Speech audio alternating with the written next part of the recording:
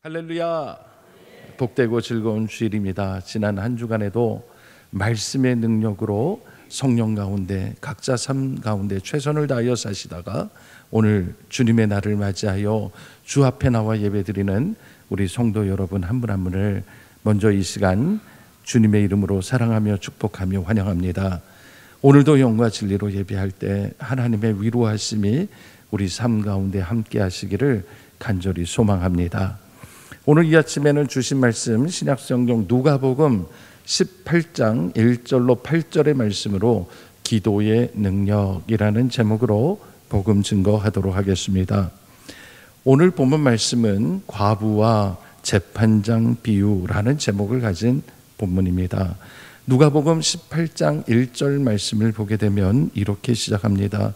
예수께서 그들에게 항상 기도하고 낙심하지 말아야 할 것을 비유로 말씀하여라고 말입니다. 예수님께서 말씀하시는 이 비유 속에 어떤 도시에 살고 있는 두 사람의 이야기가 등장을 합니다. 한 사람은 하나님을 두려워하지 않고 사람들을 무시하는 한 재판장이었고, 또 한 사람은 억울한 일을 당한 가난하고 힘없는 한 과부였습니다.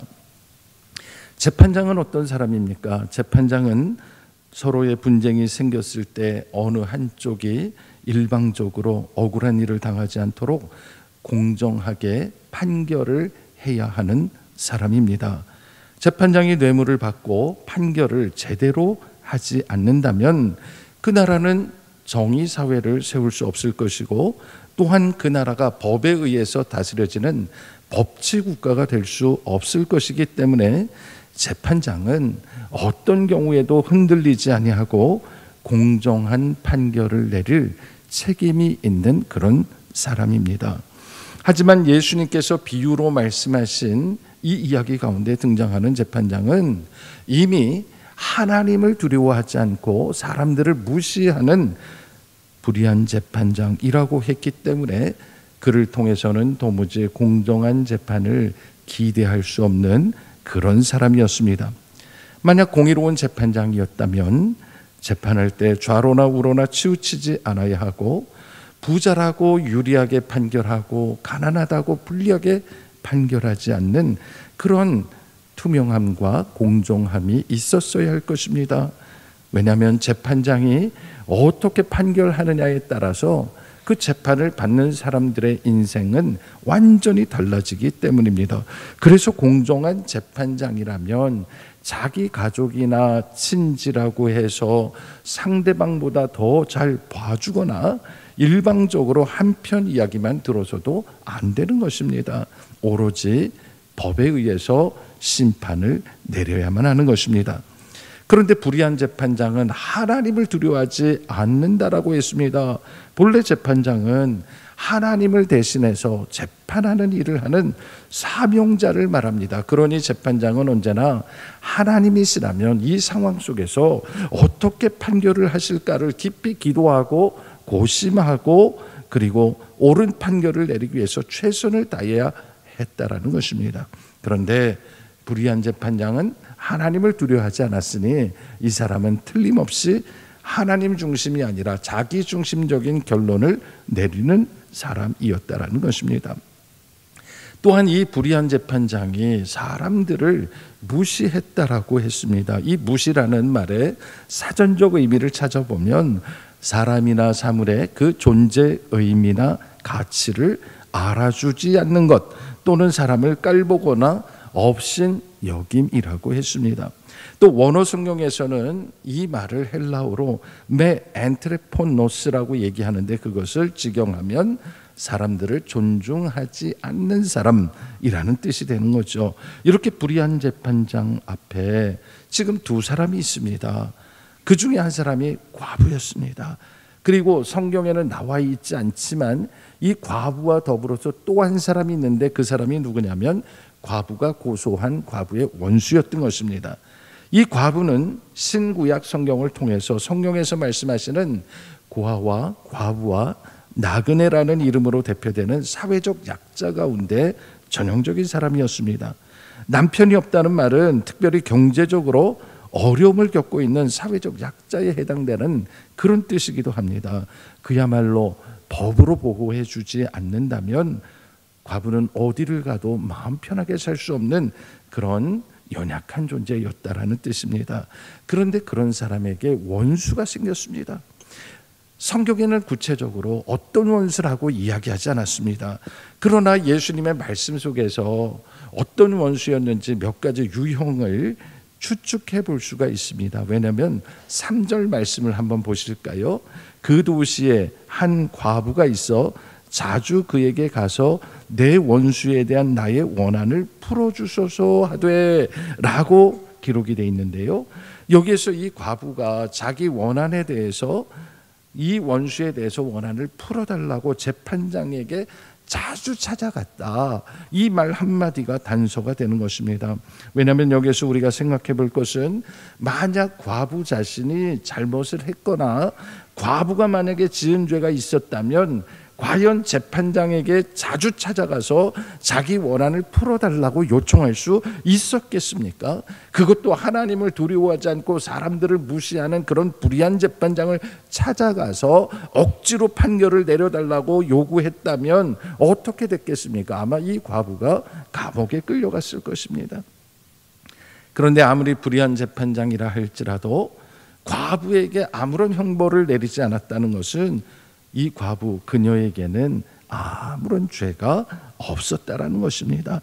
이 과부가 과연 어떤 사람과 원수가 됐고 또 어떤 과정을 거쳐서 이 재판을 받고 자기의 권리를 회복하고 싶어 하는지 그 강한 의지를 보였다라는 이 말 통해서 우리가 유추해 볼 수 있는 것은, 먼저는 이 원수는 아마도 세상 떠난 남편으로부터 이 과부가 물려받았어야 할 그 재산이나 또는 일체의 권리를 불법적으로 가로챈 사람일 가능성이 매우 큰 거죠.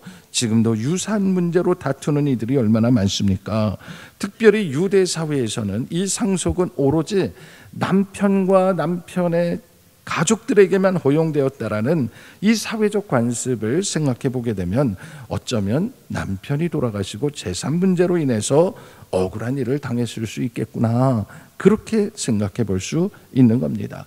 또 하나, 재산 문제나 권리의 문제가 아니라면 한 가지 가능성이 열려 있는데, 그것은 누군가가 이 과부의 남편을 해코지했다라는 것입니다. 어느 날 갑자기 어떤 사고나 어떤 과실로 인해서 이 남편이 세상에서 떠나게 됨으로 인하여 이 과부가 당하는 그 엄청난 고통과 고난을 견뎌내면서 그 원수가 제발 처벌을 받게 해달라고 그렇게 요구를 하고 있는데, 재판장은 불의하기 때문에 판결을 계속 유보하고 있거나 아니면 이제 엉뚱한 판결을 내리기 일보 직전인 그런 상황이었다라는 것입니다. 이렇게 예수님의 비유 가운데 등장한 이들은 공정한 판결을 내려야 함에도 불구하고 이를 유보하고 과부에게 불리한 판결을 내리려 하는 이 불의한 재판장, 그리고 그에 맞서서 끝까지 싸우는 힘없고 가난한 과부의 이야기로 정리가 되고 있다는 것입니다. 여기에서 중요한 것은 불의한 재판장에게 우리는 아무것도 기대할 것이 없다라는 거예요. 그러나 과부의 포기하지 않는 그의 믿음으로 인해 결국에는 공의의 하나님께서 이 불의한 재판장의 마음을 바꾸셔서 공정한 재판을 내리게 하셨다. 이것이 이 이야기의 핵심이 되는 것입니다. 여러분, 이 이야기 속에서 우리는 예수님이 말씀하시고자 하는 두 가지 핵심 메시지를 발견하게 되는데요. 받은 바 은혜를 두 가지로 선포할 때 가슴에 새기시고 주님 오시는 날까지 우리도 이 말씀 붙들고 승리하는 저와 여러분이 되기를 주님의 이름으로 축원합니다. 먼저 첫 번째 말씀입니다. 하나님께서는 항상 기도하고 낙심하지 말라 말씀하십니다. 아멘. 여러분, 예수님께서 이 과부가 불의한 재판장을 향하여 포기하지 않고 계속해서 찾아가고 또 공정한 재판을 해달라고 요구하더니 마침내 그 판결을 받아낸 이 과부의 행동이 바로 오늘 하나님께서 우리에게 바라시는 참된 기도자의 모습이라고 말씀하시는 거예요. 우리는 생각할 때 기도가 우리의 소원을 하나님께 아뢰는 것이라고 생각합니다. 맞습니다. 하지만 진짜 기도는 내 소원대로 하나님이 움직여 주기를 바라는 것이 아니라 하나님 아버지의 뜻을 구하고 그 뜻대로 내가 순종하게 해달라는 기도가 참된 기도라는 것이에요. 이 불의한 재판장이 뜻을 돌이켜 공의로운 판결을 내리게 된 것, 여러분, 이것이 이 과부가 이 재판장 앞에 자꾸 나가서 귀찮게 만들고 괴롭게 했기 때문에 어쩔 수 없이 들어줬다고 생각하십니까? 아닙니다. 하나님께서 이 과부의 기도를 들어주신 것은 이 과부의 기도에 능력이 있었기 때문이요, 하나님이 들어주시는 기도, 공의로운 기도였기 때문이라는 사실입니다. 그래서 오늘 저는 하나님이 들어주시는 4가지 기도의 특징을 말씀드리면서 우리가 정말 기도의 능력을 회복하기 위해서 적어도 이 4가지를 기억하자라는 뜻으로 지금부터 능력 있는 기도의 특징을 말씀드릴 때 잘 기억하시기 바랍니다. 먼저 하나는, 능력 있는 기도는 항상 거룩함에서 시작한다는 것을 기억하시기 바랍니다. 이 이야기는 내가 기도할 때마다 하나님 앞에서 하나님은 거룩하시고 나는 하나님 앞에 정말 죄인이라는 것을 철저하게 깨달이고 하나님 앞에 엎드려 자복하고 눈물로 기도할 때 하나님이 그 기도를 들어주심을 믿으시기 바랍니다. 이 말을 뒤집어서 얘기하면, 우리가 기도하면서도 우리 안에 악한 생각, 악한 마음을 품고 기도한다면 그 기도는 하나님이 절대로 들어주시지 않는다라는 것입니다. 왜 그렇습니까? 시편 66편 18절에서 말씀하시기를, 내가 나의 마음의 죄악을 품었더라면 주께서 듣지 아니하시리라 말씀하셨기 때문이에요. 이것을 우리가 생각해 보면 하나님이 결국 그 간청하는 과부의 청을 들어주신 것은 그가 죄 씻음 받은 하나님 앞에 엎드려 자복하는 그런 깨끗한 심령으로 하나님 앞에 엎드려 기도했기 때문이다. 그래서 오늘 우리가 기도할 때 먼저는 하나님 앞에 우리의 죄를 자복하는 기도로 우리가 시작할 수 있기를 소망합니다. 2번째 능력 있는 기도의 특징은 뭐냐? 영적으로 소통하는 기도를 해야 한다는 것입니다. 여러분, 기도가 하나님과의 대화, 영적인 대화라고 우리가 말하지 않습니까? 여러분, 대화는요, 모든 대화는 서로 소통할 때 능력이 있는 겁니다. 일방적으로 한쪽의 이야기만 하고 한쪽의 이야기만 들으려 하면 아무리 좋은 이야기라 할지라도 그 이야기에는 힘이 없습니다. 상대방의 이야기를 듣기 위해서는 상대방을 사랑해야 되고 그를 이해하는 마음이 있어야 되고, 그래서 그의 이야기를 끝까지 경청하고 들어줄 수 있을 때, 또 그렇게 했을 때 비로소 마음이 열리기 시작하고 서로가 마음을 주고받기 시작하면서 그 안에 역사가 일어나는 거예요. 하나님과의 관계도 똑같습니다. 이 과부는요, 하나님께 기도하고 간구할 때 철저하게 하나님의 말씀에 경청하고 들을 줄 알았기 때문에 하나님이 그의 기도를 들어주신 거예요. 오늘도 마찬가지입니다. 우리가 먼저 구하기 전에 하나님의 나라와 하나님의 의, 하나님의 뜻을 먼저 구하는 성도가 되기를 주의 이름으로 축원합니다. 3번째로 능력 있는 기도는 내가 필요할 때 간구하는 그런 긴급한 기도가 아니라, 한번 내가 하나님 앞에 뜻을 기도하기로 정했으면 끝까지 쉬지 않고 하는 기도를 말한다라는 것입니다. 우리 모두가 그렇습니다만은 종종 때때로 원하지 않는 어려운 일을 당하게 되면 우리가 하나님 앞에 나가 엎드려 기도할 때가 있습니다. 안 하는 것보다는 하는 것이 낫겠지만 항상 아쉬울 때마다 하나님 앞에 나와 기도하는 모습을 하나님은 기뻐하시지 않는 거예요. 왜냐하면 우리 주님은 항상 기뻐하라, 쉬지 말고 기도하라고 말씀하셨어요. 그래서 예수님께서는 항상 기도하고 낙심하지 말라고 말씀하신 거예요. 기도한다고요, 세상이 하루아침에 달라지지 않습니다. 그러나 우리가 하나님 앞에 꾸준히 기도하게 되면 하나님은 일하시고 하나님의 정의와 공의는 이 땅에 이루어진다는 사실을 믿으시기 바랍니다. 그래서 주님은 우리에게 항상 기도하고 낙심하지 말라고 얘기한 거예요. 여러분, 하나님의 응답이 있기까지 포기하지 않고 기도하는 능력 있는 기도자가 되시기를 주님의 이름으로 축원합니다. 4번째 특징이 뭔지 아세요? 언제나 하나님 앞에 드려지는 기도는 평강으로 끝난다라는 사실입니다. 우리는 빌립보서 4장 6절 7절 말씀을 기억합니다. 아무것도 염려하지 말고 다만 모든 일에 기도와 간구로 너희 구할 것을 감사함으로 하나님께 아뢰라. 그리하면 모든 지각에 뛰어난 하나님의 평강이 그리스도 예수 안에서 너희 마음과 생각을 지키시리라. 아멘. 여러분, 참된 기도는요, 우리 인생 가운데 궁극적으로 마음의 평안을 주세요. 이 평안은 세상이 주는 평안이 아니라 주님이 주시는 평안이에요. 왜 그렇습니까? 아무리 세상이 악하다 할지라도 마침내는 공의로우신 하나님이 승리하실 것을 우리가 믿기 때문에 마지막 날 심판 때 주님 앞에 서는 날을 생각하며 잘했다 칭찬받는 날을 돌아보며 우리는 어떤 고난도 이겨내고 하나님 주시는 평안을 누리며 살게 되는 줄로 믿으시기 바랍니다. 지금 예수님이 말씀하신 비유 속에 나오는 이 과부, 자신의 억울함과 불만이 있었지만 이 과부는 사람들 쫓아다니면서 사람들에게 자기 얘기하고 호소하지 않았습니다.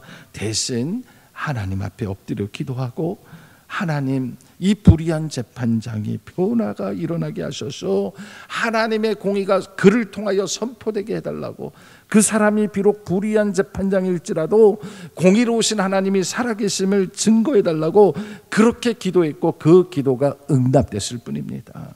사랑하는 속주중앙교회 성도 여러분, 하나님께서는 올해 우리 모두에게 성령의 능력으로 부흥하는 교회, 성령의 능력으로 부흥하는 가정을 약속하셨습니다. 이 약속을 이루기 위해 주님 주신 말씀 그대로 항상 기도하고 낙심하지 아니하는 저와 여러분이 될 수 있기를 주님의 이름으로 축원합니다. 두 번째로 기억할 말씀이 있습니다. 하나님께서는 세상을 바꿀 만한 큰 믿음을 찾으신다 말씀하십니다. 아멘. 여러분, 예수님께서요, 이 과부와 재판장의 비유를 말씀하시면서 항상 기도하고 낙심 않았던 바로 이 과부가 마침내 그 불의한 재판장의 마음을 움직이게 했는데요, 구체적으로 어떤 과정이 있었는지, 재판장의 마음이 어떻게 변했는지 4절과 5절을 한번 같이 읽어볼 건데요, 함께 읽어보겠습니다. 시작. 그가 얼마 동안 듣지 아니하다가 후에 속으로 생각하되 내가 하나님을 두려워하지 않고 사람을 무시하나 이 과부가 나를 번거롭게 하니 내가 그 원한을 풀어주리라. 그렇지 않으면 늘 와서 나를 괴롭게 하리라 하였느니라. 아멘. 불의한 재판장이요, 자기 자신이 하나님을 두려워하지 않고 사람을 무시하는 아주 못된 재판장이라는 걸 스스로가 알고 있습니다. 그래서 과부가 찾아와서 원한을 풀어달라고 그렇게 호소를 해도 한동안 그의 요구를 들어주지 않았던 거예요. 그런데 성령께서 이 사람의 마음을 만져주시니까 그 안에 내면의 변화가 일어났습니다. 자기 스스로가 내가 불의한 재판장이구나, 내가 죄인이구나 하는 것을 인정하게 만들었습니다. 그리고 마침내는 내가 그 원한을 풀어주리라는 결론을 내리게 되는데요, 여러분, 이것은요, 이 사람이 과부로부터 매일 시달리는 그 괴로움 때문에 그게 무서워서 억지로 한 것처럼 보이지만 사실은 그게 아닙니다. 아무리 불의한 재판장이라도요, 제대로 된 판결은 과부의 원한을 풀어주는 것, 그것이 정답이라는 것을 불의한 재판장도 사실은 알고 있었던 거예요. 다만 그가 불의하기 때문에 그 판결을 계속 보류하고 있었을 뿐입니다. 그런데 끝까지 포기하지 않고 기도하며 찾아오는 그 과부를 통해서 눈에 보이지 않는 하나님의 역사심을 경험하게 된 거예요. 그래서 만약 이 과부가 부르짖고 기도하기를 멈췄다면 아마 여기까지 가지 않았을지도 모릅니다. 재판장이 원래부터 불의한 사람이었기 때문에 재판이 불의로 끝나는 것이 세상적인 일반적인 모습이기 때문입니다. 그러면 이 재판이 이렇게 극적으로 변화를 일으키게 된 성경적 근거가 뭐냐? 여러분, 유대인들의 재판과 관련돼서는 그들은 신명기법을 따라서 재판하게 돼 있는데 그 이야기가 신명기 17장 8절로 13절까지에 자세하게 나와 있습니다.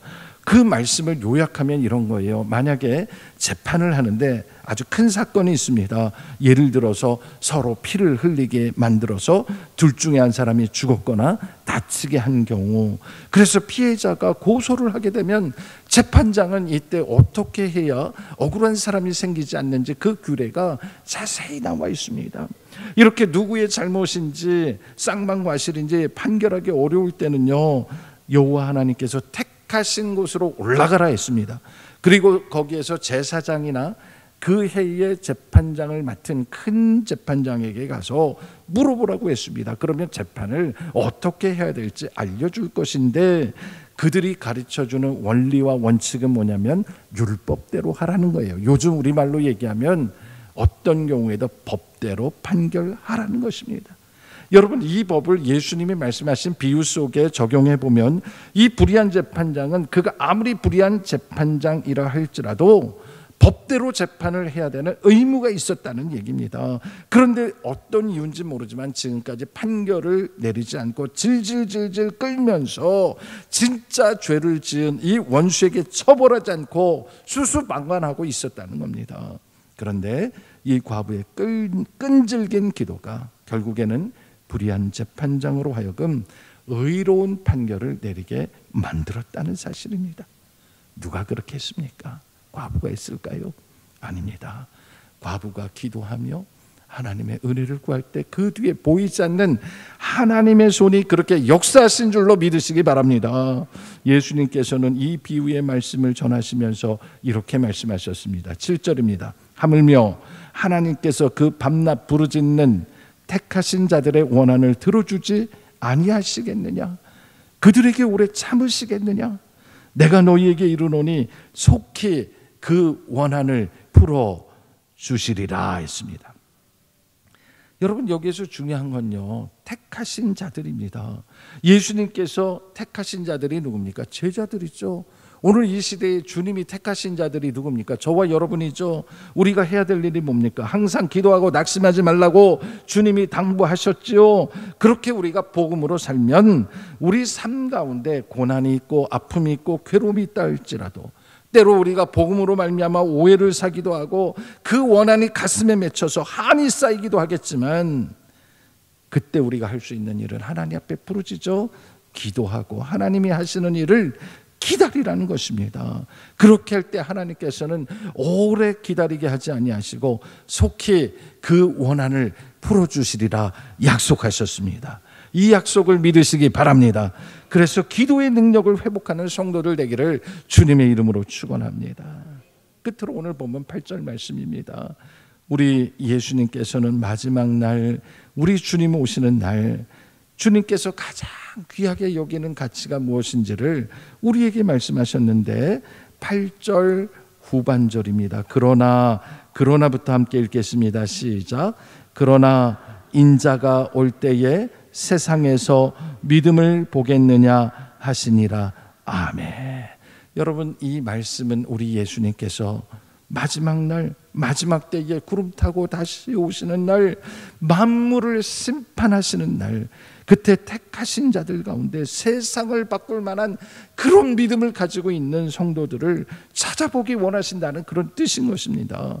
과연 우리 주님 오실 때 항상 기도하고 낙심하지 아니하는 그런 불굴의 믿음을 가지고 끝까지 믿음으로 사는 사람들을 찾으실 때 여러분들은 그 믿음을 간직하고 주님 만나실 준비가 되셨냐는 말입니다.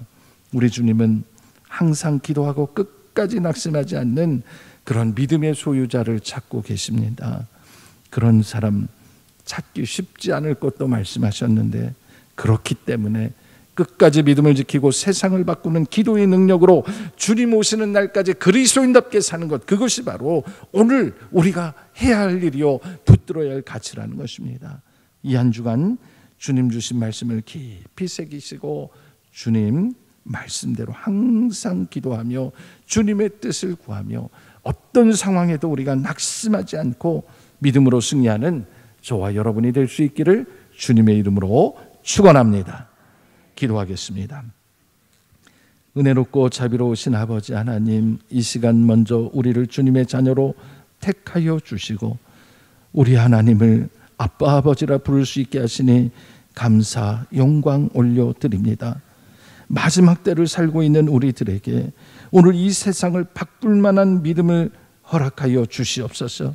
우리가 항상 기도하되 당장 우리 눈에 변화가 없어 보여도 끝까지 참고 인내하며 낙심치 아니하고 오직 주님만 바라보며 살기를 원하오니 주님, 우리의 믿음을 지켜주시고 큰 믿음을 내려 주시옵소서. 예수님의 이름으로 기도하옵나이다.